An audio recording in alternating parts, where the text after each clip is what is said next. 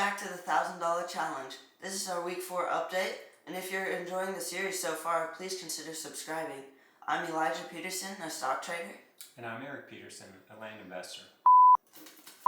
Alright, Elijah, how is week 4 looking? I know the Dolphins had a rough day. Yeah, Thursday night game, Tua, prime time, bad injury. Yeah. I bet you guys all saw that. It was scary. His fingers were cramping and stuff. Did not look good. But I heard it was just a concussion, so Okay. hopefully he'll be back in a few weeks. Yeah. And hopefully he'll be completely healed. Yeah. Scary injury. For sure. Mm-hmm. How's the account looking?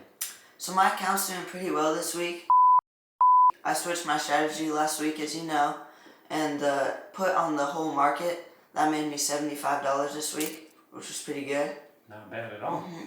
But I actually started this week down about $30 total. I was at $9.70.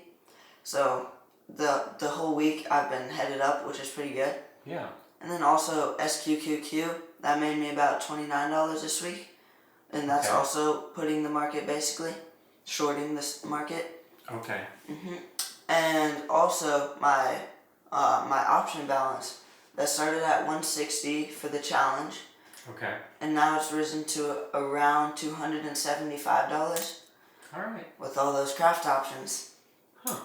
But I actually had an AMD option this week, and I made $20 on it, so that was pretty good. Okay. So how does that compare to the craft options? What are you typically making on a good craft option trade versus this new one, AMD?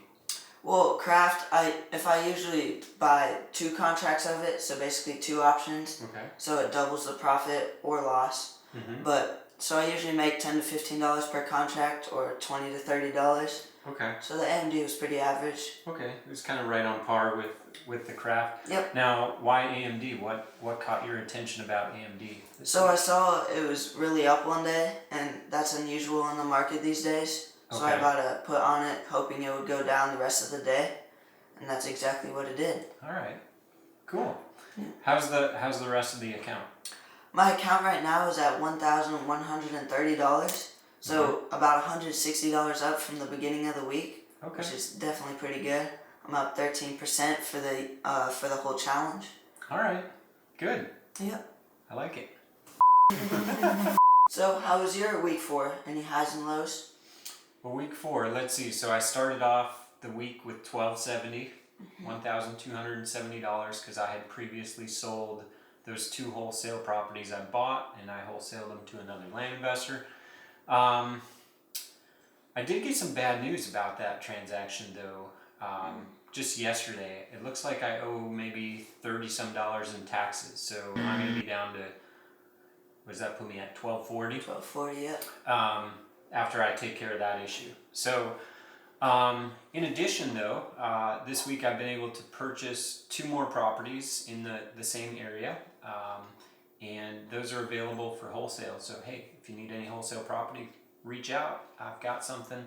But there's possibly a third that we might be able to acquire. It has a high amount of back taxes, more than we were offering for the property, but if we can get the property for $1 and then pay the taxes ourselves, it would be worth it, which would give me $3 to wholesale. So A seller would sell you a property for $1? when there's hundreds of dollars in back taxes, sometimes that does happen, yes. And that's just when they owe a bunch of money for a tax on the property? Yeah, property taxes. So they haven't paid their property taxes in probably 10 years or something. Ooh. And at some point, the county will just take the property back if you stop paying your taxes. But in this case, they haven't yet. But and actually, we had to pass on some deals where the property taxes, the back taxes, were just way too high, like probably approaching the value that I would get if I wholesale the property. So just wasn't worth it. So how much did you buy those 2 properties you acquired this week for? I spent about $300 on those properties. I have not paid that yet, but I will be paying that probably in the next week. $300 each or Total. So $150 each. Yep. Is that all for the week?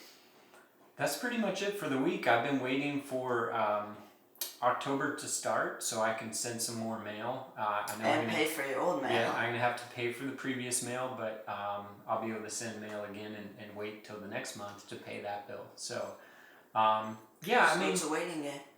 it is still a waiting game. I think that we still expect to see some response from that initial mailing of 500 over the next probably 2 to 4 weeks.